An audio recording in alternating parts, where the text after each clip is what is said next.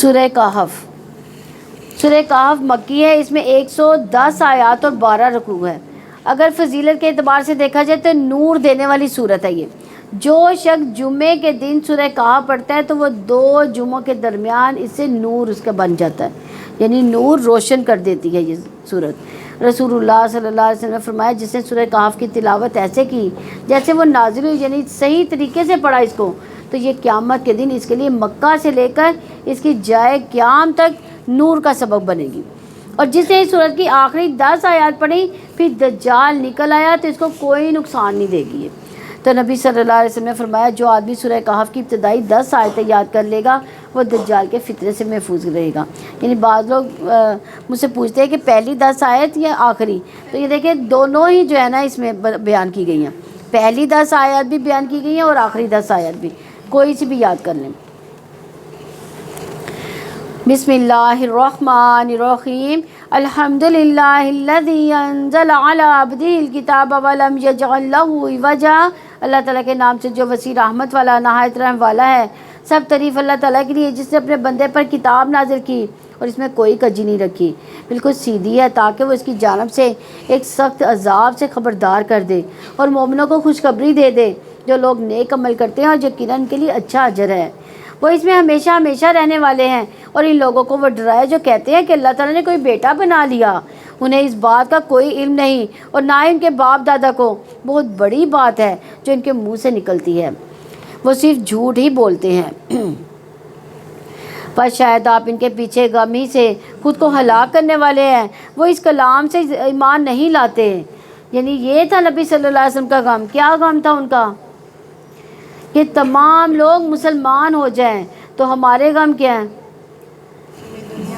ہمیں دنیا کی فکر ہے.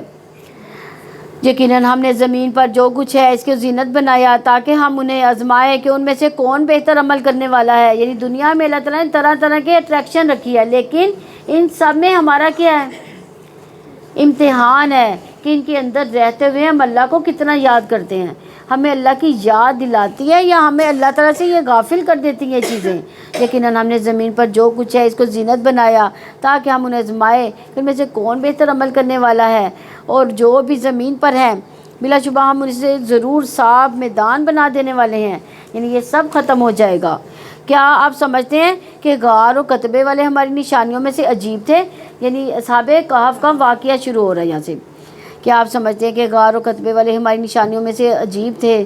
جب ان نوجوانوں نے غار میں پناہ لی تو انہوں نے کہا اے ہمارے رب ہمیں اپنے پاس سے رحمت عطا کر اور ہمیں ہمارے کام میں رہنمائی عطا فرما دیجیے.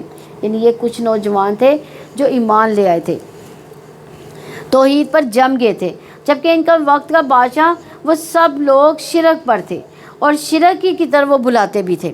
تو انہوں نے اپنا دین بچانے کے لیے ہجرت کی تھی، کیونکہ نبی صلی اللہ علیہ وسلم بھی ہجرت کرنے والے تھے. تو اس موقع پر یہ صورت نازل ہوئی تاکہ ان سے آپ کے دل کو مضبوطی ملے.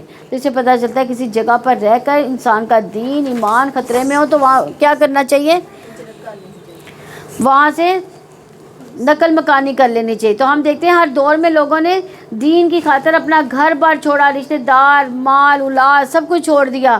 اسی طرح فطروں سے بچنے کے لیے بھی رسول اللہ صلی اللہ علیہ وسلم نے فرمایا وہ زمانہ قریب ہے جب مسلمان کا بہترین مال بکریاں ہوں گی جن کو لے کر وہ پہاڑوں کی چوٹیوں اور بارش کے مقامات کی طرف نکل جائے گا. وہ فطروں کی راہ فرار اختیار کر کے اپنے دین کو بچائے گا. یعنی ایسی جگہوں پر رہنے کی بجائے جہاں پر اس کے لیے دین پر عمل کرنا مشکل ہے، اس جگہ کو چھوڑ کر وہاں چلا جائے گا جہاں اسے سہولت ہوگی. کیونکہ آخرت میں یہ نہیں پوچھا جائے گا کہ دنیا کتنی کمائی، بلکہ یہ پوچھا جائے گا کہ دین کتنا بچایا. چنانچہ ہم نے گنتی کے کئی سال اس میں ان کے کانوں اس غار میں ان کے کانوں پر پردہ ڈال دیا. کن کے؟ ہاں. پھر ہم نے انہیں اٹھایا کہ ہم جان پائیں کہ دونوں گروہوں میں سے کون سا گروہ مدت کو بہتر شمار کرنے والا ہے جو وہ ٹھہرے، اور ہم ان کا برحق قصہ آپ پر بیان کرتے ہیں. بلا شبہ وہ چند نوجوان تھے جو اپنے رب پر ایمان لائے تھے اور ہم نے انہیں ہدایت میں زیادہ کیا تھا اور ہم نے ان کے دلوں پر بند باندھ دیا. جب وہ کھڑے ہوئے تو انہوں نے کہا کہ ہمارا رب وہی ہے جو آسمان اور زمین کا رب ہے. ہم اس کے سوا ہرگز کسی کو معبود نہ پکاریں گے، بلا شبہ تب تو ہم نے بالکل ہی حد سے گزری ہوئی بات کہی۔ یعنی اللہ سبحانہ و تعالیٰ نے ان کے ارادے کے بعد ان کے سب اسباب بھی مہیا ان کو کر دیں، ان کے دل بھی جما دیا ایمان پر۔ اس لیے دیکھا جائے تو جب سچی نیت اور اخلاص کے ساتھ انسان کسی نیکی کا ارادہ کرتا ہے تو پھر اللہ تعالیٰ راستے بھی نکال دیتا ہے۔ ہماری اس قوم نے اللہ تعالیٰ کے سوا دوسرے معبود بنا رکھے ہیں، وہ ان کے حق میں کوئی واضح دلیل کیوں نہیں لاتے؟ چنانچہ اس شخص سے بڑا ظالم اور کون ہوگا جو اللہ تعالیٰ پر جھوٹ باندھے، اور جب تم ان سے الگ ہو چکے اور جن کی وہ اللہ تعالیٰ کے ماسوا عبادت کرتے ہیں تو کسی غار میں پناہ لے لو، تمہارا رب تم پر اپنی کچھ رحمت پھیلا دے گا، تمہارے کام میں تمہارے لیے آسانی مہیا کر دے گا۔ یعنی ان کے لیے تو کہیں جانے کا راستہ ہی نہیں رہا تھا، ہجرت کرنے کا بھی راستہ نہیں رہا تھا، تو انہوں نے عافیت کس میں سمجھی کہ غار میں ہی چلے جاتے ہیں۔ اور آپ سورج کو دیکھیں کہ جب طلوع ہوتا ہے تو ان کے غار سے دائیں جانب چلا جاتا ہے، اور جب غروب ہوتا ہے تو ان کے بائیں جانب کترا جاتا ہے۔ وہ غار کے اندر ایک وسیع جگہ میں ہے، یہ اللہ تعالیٰ کی نشانیوں میں سے ہے۔ جسے اللہ تعالیٰ ہدایت دے تو وہی ہدایت پانے والا ہے، اور جسے وہ گمراہ کر دے پھر آپ ان کے لیے رہنمائی کرنے والا کوئی دوست ہرگز نہ پائیں گے۔ یعنی ان کے اوپر براہ راست سورج نہیں آتا تھا، وہ ایک طرف سے ہو کے گزر جاتا تھا۔ اور آپ یہ دیکھیں کہ جب ہم بیڈ پہ خدا نہ خواستہ جب بیماری کی وجہ سے کوئی مریض ہمارا بیڈ پہ ہوتا ہے تو کیا ہوتا ہے؟ بیڈ سول ہو جاتے ہیں۔ تو یہ کتنے 100 سال زندہ رہے، اسی حالت میں رہے، وہاں پہ اللہ تعالیٰ ان کو کنورٹیبل دلاتا رہا تاکہ ان کو کوئی ایسی انفیکشن نہ ہو، کوئی ایسا زخم نہ ہو ان پر۔ اور آپ انہیں جاگتا ہوا خیال کریں گے حالانکہ وہ سوئے ہوئے ہیں، اور ہم انہیں دائیں اور بائیں کروٹیں دلاتے ہیں۔ ان کا کتا غار کی دہلیز پر اپنے پاؤں پھیلائے ہوئے ہیں، آپ انہیں جھانک کر دیکھو تو ضرور بھاگتے ہوئے الٹے پاؤں پھر جاؤ گے۔ یعنی اللہ تعالیٰ نے اس منظر میں ایک دہشت رکھ دی تھی کہ کوئی آ ہی نہ سکے، اور آپ کو ضرور ان کی دہشت سے بھر دیا جائے گا۔ اور اسی طرح ہم نے انہیں اٹھایا تاکہ وہ آپس میں ایک دوسرے سے پوچھ گچھ کریں۔ ان میں ایک کہنے والے نے کہا کتنی دیر رہے ہو تم؟ انہوں نے کہا ہم ایک دن یا دن کا کچھ حصہ رہے۔ وہ بولے کہ تمہارا رب بھی زیادہ جانتا ہے کہ تم کتنی دیر رہے، چاچے اپنے میں سے کسی ایک کو اپنے یہ چاندی کے سکے دے کر شہر بھیجیں، پر چاہیے کہ وہ دیکھے زیادہ صاف ستھرا کھانا کہاں ہے، پھر اسی میں سے کچھ تمہارے کھانے کو لائے، اور وہ نرمی اور باریک بینی کی کوشش کرے، تمہارے متعلق کسی کو ہرگز نہ معلوم ہونے پائے۔ یعنی اللہ تعالیٰ نے ان کو 309 سال تک وہاں سے 309 سال کے بعد اٹھایا۔ تو دن کے ابتدائی حصے میں وہ سوئے تھے، تو دن کے آخری حصے میں اٹھے۔ تو جیسے ہم بعض کا ایسے ہوتا ہے نا، بڑی گہری نیند سے اٹھتے ہیں تو ہمیں پتہ نہیں چلتا، ہم سمجھتے ہیں شاید ابھی ہاں، تو یہی حالت ان کی تھی۔ اور دوسری بات یہ کہ از کا تعامن، یعنی توحید شرک سے بچا کے انسان کے اندر جو پاکیزگی لاتی ہے، تو یہ پاکیزگی اس کے سارے مزاج کا حصہ ہوتی ہے۔ یعنی انہوں نے کپڑے میں، جسم کے معاملے میں، کھانے پینے میں، ازدواجی تعلقات میں، ہر چیز میں انسان پھر کیا اختیار کرتا ہے؟ پاکیزگی۔ تو انہوں نے کیا کہا؟ پاکیزہ رزق لے کر آنا، پاک صاف۔ اور یہاں پہ ولیتلطف، یہاں پہ قرآن الحمدللہ ہمارا آدھا ہو گیا۔ تو مطلب احتیاط کے ساتھ معاملہ کرو، جبکہ انہیں نہیں پتہ تھا کہ اتنی مدت ہم نے یہاں پہ گزر چکی ہے۔ یقیناً اگر وہ تم پر قابو پا لیں گے تو تمہیں سنسار کر دیں گے، وہ یہاں تمہیں اپنے ہی دین میں واپس لے جائیں گے، اور تب تم کبھی فلاح نہ پا سکو گے۔ اور اسی طرح ہم نے ان پر لوگوں کو مطلع کر دیا تاکہ لوگ جان لے کہ بے شک اللہ تعالیٰ کا وعدہ سچا ہے، اور بے شک قیامت میں کوئی شک نہیں۔ جب لوگ آپس میں ان کے معاملے میں جھگڑ رہے تھے تو کچھ لوگوں نے کہا ان پر ایک عمارت بنا دو، ان کا رب بھی ان کے متعلق بہتر جانتا ہے جو لوگ ان کے معاملے میں غالب آئے۔ انہوں نے کہا کہ ہم ان پر ایک مسجد ضرور بنائیں گے۔ یعنی بالآخر لوگوں کو پتہ چل گیا کہ یہ نوجوان وہی تھے جو گم ہوئے تھے، اب نکل آئے ہیں۔ ان کے پاس اس زمانے کے کوائنس تھے، کرنسی تھی، اسی طرح کچھ اور چیزیں بھی ملی ان کو، تو پھر یہ ان کے نزدیک بہت متقی ہو گئے۔ اور پھر جب یہ فوت ہوئے تو لوگوں نے آپس میں کہنا شروع کر دیا کہ ان کی قبروں پر مسجد بنا دیتے۔ کیا قبروں پر مسجد بنانا جائز ہے؟ وہاں نماز پڑھی جا سکتی ہے؟ نہیں پڑھی جا سکتی۔ جلدی وہ کہیں گے کہ وہ 3 تھے، ان کا چوتھا ان کا کتا تھا، وہ کہیں گے وہ 5 تھے اور ان میں سے چھٹا ان کا کتا تھا، یہ بغیر ان کے رائے سے نہیں کرنا ہے۔ اور وہ کہیں گے وہ 7 تھے اور ان میں 8واں ان کا کتا تھا، آپ کہتے ہیں میرا رب بھی ان کی تعداد کو بہتر جانتا ہے، تھوڑے لوگوں کے سوا انہیں کوئی نہیں جانتا، چنانچہ آپ ان کے بارے میں کسی سرسری بحث کے علاوہ جھگڑا نہ کریں اور نہ ہی ان کے بارے میں ان میں سے کسی سے فیصلہ مانگیں۔ وَلَا تَقُولَنَّ لِشَيْءٍ إِنِّي فَاعِلٌ ذَلِكَ غَدًا، اور آپ کسی چیز کے بارے میں یہ مت کہیں یقیناً میں کل یہ کام کرنے والا ہوں، یعنی قُل رَبِّي أَعْلَمُ بِعِدَّتِهِم اور کیونکہ نبی صلی اللہ علیہ وسلم سے سوال کیا جا رہا ہے کہ آپ نے کہا میں کل بتاؤں گا، لیکن 15 دن ہو گئے وہی ہی نازل نہیں ہوئی، تو اس پر آپ صلی اللہ علیہ وسلم نے کہا کہ آپ کسی بھی کام کے بارے میں انشاءاللہ کیے بغیر وعدہ نہ کریں۔ تو ہمیں پھر کیا کرنا چاہیے؟ ہر کام کے لیے انشاءاللہ ضرور بولنا چاہیے، مگر انشاءاللہ کہا کریں، اور جب آپ بھول جائیں تو آپ اپنے رب کو یاد کریں اور آپ کہہ دیں کہ امید ہے میرا رب مجھے بھلائی کی اس سے زیادہ قریب راہ دکھا دے گا۔ اور وہ لوگ اپنے غار میں 300 سال رہے اور انہوں نے 9 سال کا اضافہ کیا، آپ کہتے ہیں اللہ تعالیٰ ہی بہتر جانتا ہے کہ وہ جتنا عرصہ رہے، آسمان و زمین کی پوشیدہ باتیں اسی کو معلوم ہے، کس قدر وہ دیکھنے والا ہے، کس قدر وہ سننے والا ہے، اور اللہ تعالیٰ کے سوا ان کی کوئی مددگار نہیں، اور نہ ہی اللہ تعالیٰ کسی ایک کو اپنی حکومت میں شریک کرتا ہے۔ تو یہ بھی توحید کا حصہ ہے کہ ہر چیز کا اختیار کس کو مانا جائے؟ اللہ تعالیٰ کو۔ آپ کے رب کی کتاب میں سے جو آپ کو وحی کی گئی اس کو آپ پڑھ کر سنا دیں، اس کی باتیں بدلنے والا کوئی نہیں، اس کے سوا آپ کبھی کوئی جائے پناہ نہ پائیں گے۔ آپ اپنے آپ کو ان لوگوں کے ساتھ روکے رکھیں جو صبح شام اپنے رب کو پکارتے ہیں، وہ اس کی رضا چاہتے ہیں، اور آپ کی نگاہیں ان سے آگے نہ بڑھیں۔ آپ دنیا کی زندگی کی زینت چاہتے ہیں اور آپ ایسے شخص کی اطاعت نہ کریں جس کے دل کو ہم نے اپنی یاد سے غافل کر دیا اور جو اپنی خواہش کے پیچھے چلا، جس کا معاملہ حد سے گزرا ہوا ہے۔ یعنی یہاں نبی صلی اللہ علیہ وسلم کی تلقین کی جا رہی ہے کہ آپ غریب لوگوں کا ساتھ نہ چھوڑیں۔ دیکھا جائے تو کیسے لوگوں کی صحبت ہونی چاہیے؟ ان لوگوں کی جو اللہ تعالیٰ سے غافل نہ ہو، اللہ تعالیٰ کو یاد کرتے ہو، یعنی یہ آپ کی آنکھوں کے تارے ہونے چاہیے، یہ جو قربانیاں کر کے اپنا گھر بار چھوڑ کے یہاں بیٹھے ہیں صحابہ صفا، غریب لوگ مسلمان جو آپ کی نگاہوں میں ہیں، کیونکہ غافل شخص کی بات جو ہے نہیں ماننی چاہیے۔ اور آپ کہہ دیں تمہارے رب کی جناب سے یہی حق ہے، پھر جو چاہے سو ایمان لے آئے اور جو چاہے سو وہ کفر کرے، یقیناً ہم نے ظالموں کے لیے ایسی آگ تیار کر رکھی ہے جس کی لپٹیں انہیں گھیرے میں لے چکی ہیں، اور اگر وہ پانی مانگیں گے تو انہیں پگھلے ہوئے تانبے جیسا پانی دیا جائے گا، اور جو چہروں کو بھون ڈالے گا بڑا ہی برا مشروب ہے اور بہت ہی بری آرام گاہ ہے۔ کون سی؟ جہنم۔ جیسے ہم مائکرو ویو میں پانی گرم کرتے ہیں یا چائے گرم کرتے ہیں تو اوپر سے تو کپ ٹھنڈا لگتا ہے، لیکن جب منہ کے ساتھ لگاتے ہیں تو کیا ہوتا ہے؟ ایک دم سے منہ جل جاتا ہے۔ تو ان کو گھولتا ہوا پانی دیا جائے گا جہنمیوں کو۔ ان الذین آمنوا وعملوا الصالحات انا لا نضیع اجر من احسن عملا، بے شک جو لوگ ایمان لائے جنہوں نے نیکیاں کی، یقیناً ہم ایسے لوگوں کو اجر ضائع نہیں کرتے جو اچھے کام کریں۔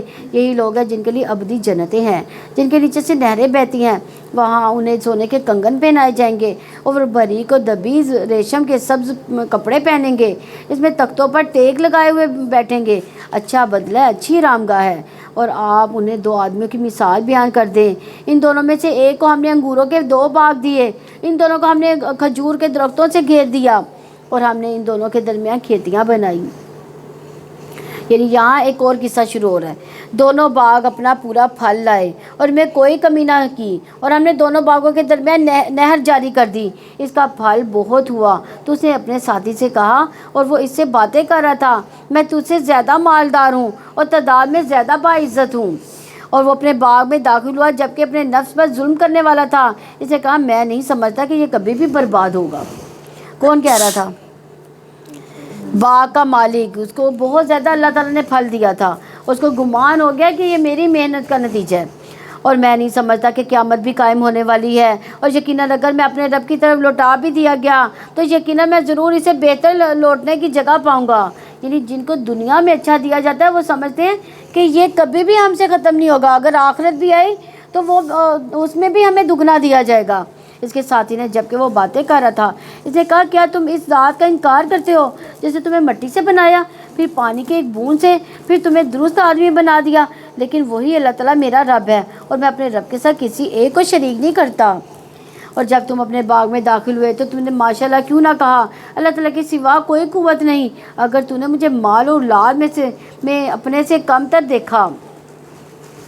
تو پہلے کیا پیچھے کیا بتایا گیا تھا؟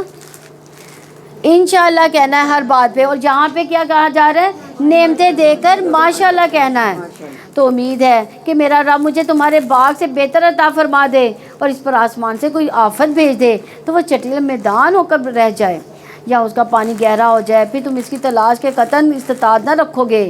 اور اس کے پھل کو گھیر لیا گیا، چنانچہ وہ اس پر اپنے ہاتھ ملتا رہ گیا جو اس نے اس میں خرچ کیا تھا، اور وہ باغ اپنی چھتوں پر گرا پڑا تھا اور کہنے لگا ہے کاش میں نے اپنے رب کے ساتھ کسی کو شریک نہ بنایا ہوتا۔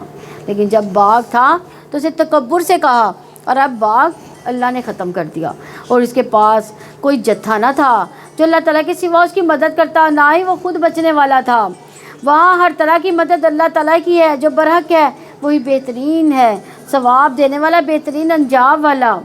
تو اس سے پتہ چلتا ہے جو لوگ دولت پر بھروسہ کرتے ہیں تو دولت ڈھلتی چھاؤں ہے، وہ کسی کی بھی وفادار نہیں۔ مال کا مطلب کیا ہوتا ہے؟ ڈھل جانے والا، اسے ہمیشہ آپ کے پاس نہیں رہنا، وہ کسی نہ کسی وجہ سے آپ کی طرف سے چلا جائے گا اور کسی اور کو فائدہ بھی دے گا۔ اور آپ انہیں دنیا کی زندگی کی مثال بیان کر دیں، جیسا کہ پانی جسے ہم نے آسمان سے نازل کیا، پھر اسے زمین کی نباتات خوب گھنی ہو گئی، پھر وہ چورا ہو گئی جسے ہوائیں اڑائے پھرتی ہیں، اور اللہ تعالیٰ ہمیشہ سے ہر چیز پر پوری قدرت رکھنے والا ہے۔ یہاں دنیا کو پانی سے تشبیہ دی گئی کیونکہ پانی بھی ایک حالت میں قائم نہیں رہتا، دنیا کی بھی ایک حالت نہیں رہتی، اور دنیا انسانوں کے لیے آزمائش کی جگہ بھی ہے۔ پھر یہاں پہ نعمتوں کو بھی تبدیل کیا جا سکتا ہے۔ مال اور بیٹے دنیا کی زندگی کی زینت ہے، اور باقی رہنے والی نیکیاں آپ کے رب کے نزدیک ثواب میں بہتر ہیں اور امید میں بھی زیادہ اچھی ہیں۔ اور جس دن ہم پہاڑوں کو چلائیں گے اور آپ زمین کو بالکل صاف میدان دیکھیں گے اور ہم ان سب کو جمع کریں گے، چنانچہ ہم اس میں سے کسی کو نہ چھوڑیں گے۔ یعنی قیامت کے دن کوئی بھی نہ بچ سکے گا، کوئی بھی نہیں چھپ سکے گا۔ وَأَوْرِدُوا عَلَىٰ رَبِّكَ صَفًّا لَقَدْ جِئْتُمُونَا كَمَا خَلَقْنَاكُمْ أَوَّلَ مَرَّةٍ بَلْ زَعَمْتُمْ أَن لَّن نَّجْعَلَ لَكُم مَّوْعِدًا۔ اور وہ جب آپ کے رب کے حضور صف در صف پیش کیے جائیں گے، بلا شبہ تم ہمارے پاس یقیناً ویسے ہی آگے جیسے ہم نے پہلی بار تمہیں پیدا کیا تھا، بلکہ تم نے تو یہ سمجھا تھا کہ ہم تمہارے لیے کبھی کوئی وعدے کا وقت مقرر نہیں کریں گے۔ تو وعدے کے وقت سے کیا مراد ہے؟ قیامت کا دن، اور کتاب اعمال رکھ دی جائے گی۔ پس آپ مجرموں کو دیکھیں گے، وہ اس سے ڈرنے والے ہوں گے جو اس میں ہوگا، وہ کہیں گے ہائے ہماری کم بختی، یہ کتاب کیسی ہے جسے چھوٹا بڑا کچھ بھی نہیں چھوڑا مگر اس کو شمار کر رکھا ہے، اور جو بھی انہیں کیا تھا وہ سب اس کے سامنے پائیں گے، اور آپ کا رب کسی ایک پر ظلم نہیں کرتا۔ ان سے پتہ چلتا ہے انسان کے گناہ کبیرہ ہو یا صغیرہ تمام لکھے ہوں گے۔ قیامت کے دن انسان کے ذرا برابر نیکی یا بدی اس کے سامنے لا کھڑی کر دی جائے گی۔ تو انسان چھوٹے گناہوں سے بھی بچے، اور بڑے گناہوں سے تو انسان بچتا ہی ہے، چھوٹے گناہوں سے بھی بچنا چاہیے۔ اور جب ہم نے فرشتوں سے کہا آدم کو سجدہ کرو تو انہوں نے سجدہ کیا، مگر ابلیس نے نہ کیا، وہ جنوں میں سے تھا، چنانچہ اس نے اپنے رب کے حکم کی نافرمانی کی۔ تو کیا میری بجائے اسے اور اس کی اولاد کو دوست بناتے ہو، حالانکہ وہ تمہارے دشمن ہے؟ ظالموں کے لیے بہت برا بدلہ ہے۔ میں نے انہیں آسمان و زمین کو پیدا کرتے ہوئے حاضر نہیں کیا تھا، اور نہ خود ان کے پیدا کرنے کے وقت، اور میں گمراہ کرنے والوں کو مددگار بنانے والا نہیں ہوں۔ اور جس دن وہ اللہ کہے گا کہ میرے ان شریکوں کو پکارو جس کے بارے میں تم دعویٰ کر رکھا تھا تم نے، چنانچہ وہ انہیں پکاریں گے تو وہ انہیں کوئی جواب نہ دیں گے، اور ہم ان کے درمیان ہلاکت کی جگہ بنا دیں گے۔ یعنی قیامت کے دن کوئی بھی کسی کے کام نہیں آئے گا، اور مجرم آگ دیکھیں گے، چنانچہ وہ یقین کر جائیں گے کہ وہ اس میں گرنے والے ہیں، وہ اس سے کوئی پھرنے کی جگہ نہ پائیں گے۔ اور بلا شبہ ہم نے اس قرآن میں یقیناً لوگوں کے لیے ہر قسم کی مثالیں طرح طرح سے بیان کر دی، مگر انسان ہمیشہ سے سب سے زیادہ جھگڑا کرنے والا ہے۔ یعنی انسان باتوں میں بحث کرتا ہے، نقص نکالتا ہے۔ جھگڑالو ہے، لوگوں کو منع نہیں کیا کہ وہ ایمان لائے، جب ہدایت ان کے پاس آ چکی ہے وہ اپنے رب سے بخشش مانگے، مگر اس بات نے کہ ان کے پاس پہلے لوگوں کا طریقہ ہے یا عذاب ان کے سامنے آ جائے۔ یعنی اکثر قوموں کا کیا حال ہے کہ انہوں نے عذاب کے آنے کا انتظار کیا، تب تک نہیں مانے، لیکن جب عذاب آتا ہے تو پھر ماننا فائدہ نہ دیا۔ اور رسولوں کو ہم خوشخبری دینے والے، ڈرانے والے ہی بنا کر بھیجتے ہیں، اور وہ لوگ جنہوں نے کفر کیا وہ باطل کے ساتھ جھگڑا کرتے ہیں تاکہ اس کے ذریعے سے حق کو نیچا کر دکھائیں۔ انہوں نے میری آیات کو اور جن سے انہیں تنبیہ کی گئی اسے مذاق بنا لیا۔ اس شخص سے بڑا ظالم اور کون ہوگا جسے اس کے رب کی آیات کے ذریعے نصیحت کی گئی تو اس نے ان سے منہ موڑ لیا اور وہ بھول گیا اس کی باتوں نے آگے بھیجا تھا۔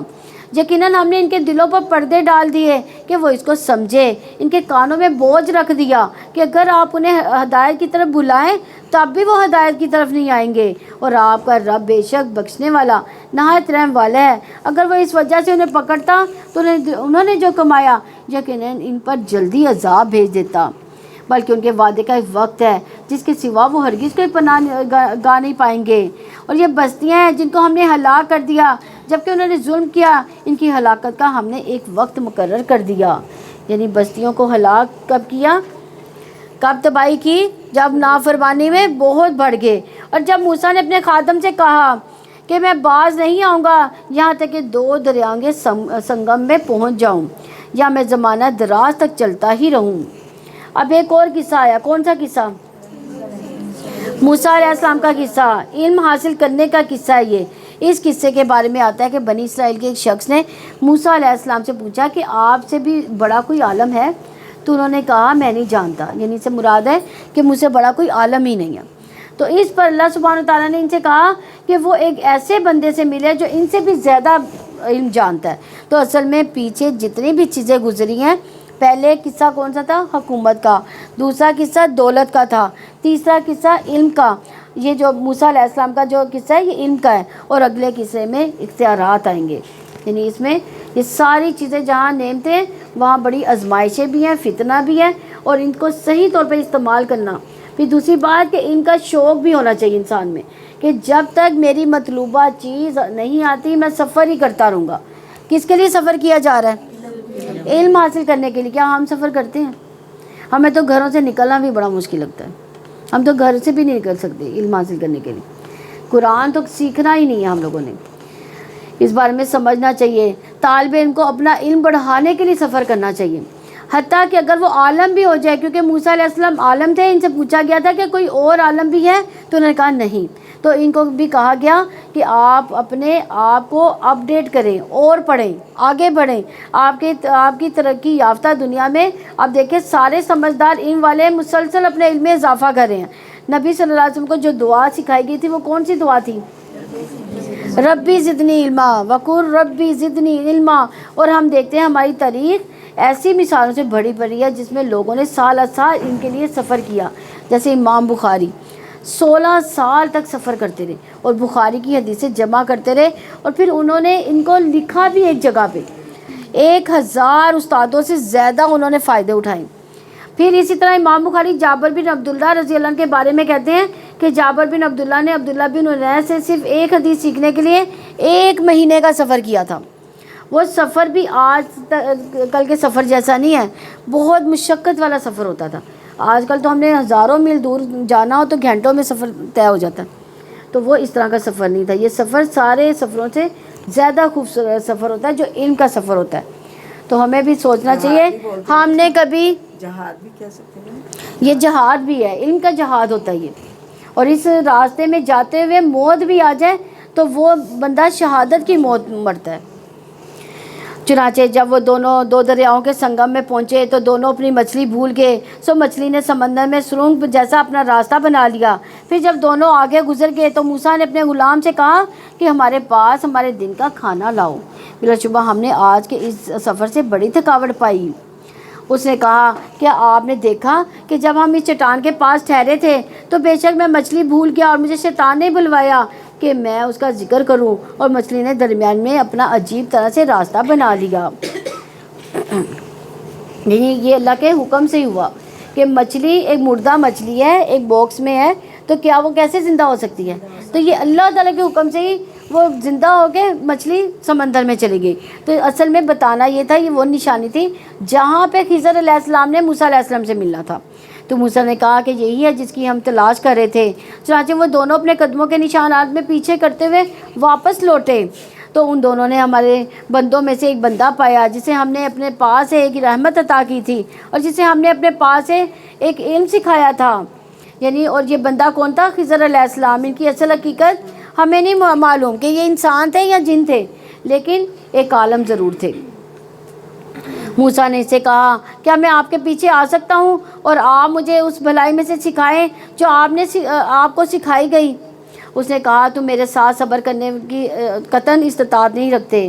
یعنی آپ مجھے سکھا دیں. موسیٰ علیہ السلام میں کتنی عاجزی سے انہوں نے بات کی کہ آپ مجھے سکھا دیں علم کو، کیونکہ معلم کو طالب علم کی صعوبتوں اور مشقتوں کا بھی اندازہ ہوتا ہے. بعض لوگ ایکسائٹیڈ بھی ہوتے ہیں لوگ کہ ہم علم سیکھ رہے ہیں یا کورس کوئی کر رہے ہیں. تو یہ دیکھیں کہ وہ ایکسائٹیڈ بھی تھے موسیٰ علیہ السلام. اور تم اس پر کیسے صبر کر سکتے ہو جس کا تم نے علم سے احاطہ نہیں کیا؟ اور موسیٰ نے کہا انشاءاللہ آپ ان قریب مجھے صبر کرنے والے پائیں گے اور میں کسی کام میں آپ کی نافرمانی نہیں کروں گا. یعنی موسیٰ علیہ السلام اتنے ایکسائٹیڈ تھے کہ انہوں نے استاد کی ہر بات مان لی. انہوں نے کہا میں کچھ بھی نہیں کروں گا، بس مجھے علم سکھا دیں آپ، میں آپ کے ساتھ ہی ہوں. اس نے کہا پھر اگر تم میری پیروی کرتے ہو تو مجھ سے کسی چیز کے متعلق نہ پوچھنا جب تک کہ میں خود تم سے اس کا ذکر شروع نہ کروں. چنانچہ وہ دونوں چل پڑے، حتیٰ کہ جب وہ کشتی میں سوار ہو گئے تو اس نے اس میں شگاف ڈال دیا. موسیٰ نے کیا کہا کہ آپ نے اس میں شگاف ڈال دیا کہ آپ کشتی والوں کو ڈبو دیں؟ بلا شبہ یقیناً جی آپ نے بہت برا کام کیا. یعنی اب ان کو کیا کہا گیا تھا؟ چپ رہنے کا حکم دیا گیا تھا، لیکن وہ چپ نہیں رہے بلکہ فوراً نے پھر سوال کر دیا. اسے کہا کیا میں نے کہا نہیں تھا کہ تم میرے ساتھ صبر کرنے کی قطعاً استطاعت نہیں رکھتے؟ یعنی بہرحال علم کے راستے میں صبر کرنا، استاد کی بات ماننا بہت ضروری ہے، کیونکہ بعض کا انسان اس لیول تک علم حاصل نہیں کر سکتا جتنا وہ کرنا چاہتا ہے، صرف کس کی وجہ سے؟ سوالات کی وجہ سے. موسیٰ نے کہا جو میں بھول گیا اس پر آپ مجھے نہ پکڑیں اور میرے معاملے میں مجھے مشکل میں نہ پھنسائیں. چنانچہ وہ دونوں چل پڑے یہاں تک کہ ایک لڑکے سے ملے. پھر اس خضر نے اسے قتل کر دیا. موسیٰ نے کہا کیا آپ نے ایک گناہ گار بے گناہ جان کو بغیر کسی جان کے بدلے قتل کر دیا؟ بلا شبہ یہ تو آپ نے یقیناً بہت برا کام کیا. الحمدللہ ہمارا یہ پارہ کمپلیٹ ہوا. اللہ تعالیٰ اس کو سمجھنے، اس پر عمل کرنے کی توفیق عطا فرمائے اور اللہ تعالیٰ ہمیں روزانہ صحیح ٹائم پہ آنے کی بھی توفیق عطا فرمائے تاکہ صحیح ٹائم پہ یہ سیشن شروع ہو سکے. اللہ تعالیٰ یا ارحم الراحمین ہم سب تیرے آگے ہاتھ پھیلائے ہیں. یا ارحم الراحمین ہم اپنے گناہوں کی معافی مانگتی ہیں. یا ارحم الراحمین ہمارے گناہ معاف فرما دے. یا ارحم الراحمین ہم سب کے گناہ معاف فرما دے. یا ارحم الراحمین اپنی رحمت عطا فرما دے، اپنی برکتیں عطا فرما دے. یا ارحم الراحمین ہمارے گھروں میں بھی رحمت عطا فرما دے. اللہ ہم سب کے درمیان محبت عطا فرما دے. اللہ ہمارے سینوں کا بغض، حسد اور نفاق، ہر طرح کی بیماری، دل کی تمام بیماریوں سے نجات عطا فرما دے. یا ارحم الراحمین ہم میں جو بیمار ہے اللہ ان کی بیماریوں کو صحت میں بدل دے، جو پریشان ہے اللہ ان کی پریشانی کو راحتوں میں بدل دے.